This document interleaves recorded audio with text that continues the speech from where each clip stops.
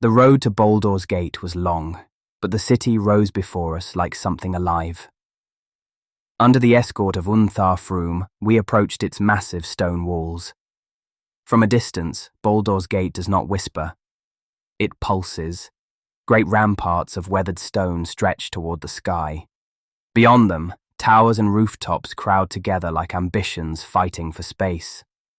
Banners snap in the wind. Smoke curls upward from 1,000 chimneys. And far beyond, the harbour glitters with ships packed tightly together like spears in a rack. The forest breathes. This city hungers. We entered through the gates and made our way to a tavern called the Blushing Mermaid. Brutax and I claimed a table near the hearth. He watched the room. I watched the exits. The others scattered into the city. Freya and Broderick visited a blacksmith. Freya discovered a mace, dark iron, flanged like the panels of a coffin lid. The smith called it the Grave Warden Mace. He claimed it struck truer against the undead. Freya did not accept his first price. She questioned the balance.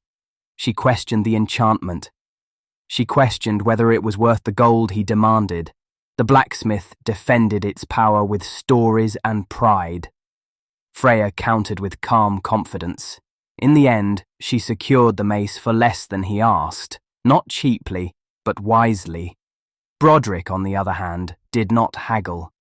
He purchased a two-handed maul called the Ashen Oath. Its metal veins glow faintly like embers beneath stone. When swung, sparks trail behind it. He paid full price. Oak visited a jeweler. He examined gemstones beneath candlelight for several long minutes. He debated cut. He debated clarity. He debated cost. The jeweler sighed more than once. Eventually, Oak left with a star-cut topaz and a star-cut amethyst. Both stones shimmered like captured constellations. Arsel sought knowledge. In a quiet bookstore, he asked about the Raven Queen. The shopkeeper hesitated. Then he produced a thin, leather-bound volume from beneath the counter. No title, black-edged pages. Along with it, Arsel received another book detailing the city of Waterdeep. Some knowledge is bought with coin, some with discretion. Minerva moved through the streets like shadow. She relieved a city guard of several gold pieces, 3 rings attached to a key, and a letter. The letter detailed a gap in the guard rotation later that night, a weakness in the city's armour. Oak was not finished. He entered a shop called Oddities and Entities. Inside, incense hung thick in the air. A witch greeted him. She offered gold, silk, and leather. In exchange, she asked for a favour. At midnight, he was to retrieve a package from the cemetery, deliver it the next day, unopened, to a devil. Oak agreed. Later that evening, back at the Blushing Mermaid, Brutax and I noticed a nervous young man watching us. He approached our table. His brother had gone to the cemetery 2 nights ago. He never returned. He offered us 80 gold pieces to find him. We accepted. When we reached the cemetery, the air changed. The temperature dropped suddenly. 20, maybe 30 degrees. Like stepping into the shade beside a creek. At the centre of the graveyard stood a massive oak tree, ancient, watching. We spread out. Freya found tracks near a mausoleum. I closed my eyes and reached outward with my primal awareness. I felt something. Celestial, unnatural, present. We entered the mausoleum and descended a long stone corridor. At the bottom, we looked into a chamber below.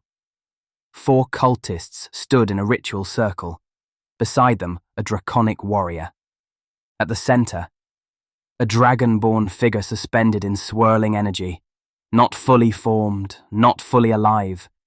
We struck first. Broderick conjured a cube of water that crashed down over the cultists.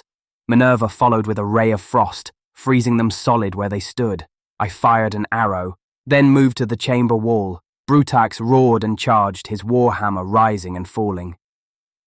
Arsel blessed us. Broderick hurled the Ashen Oath. The maul struck the dragon creature, then flew back into his hand. Then the creature moved. It lunged at me. Claws tore across my chest. I winced with the pain and was able to maintain concentration.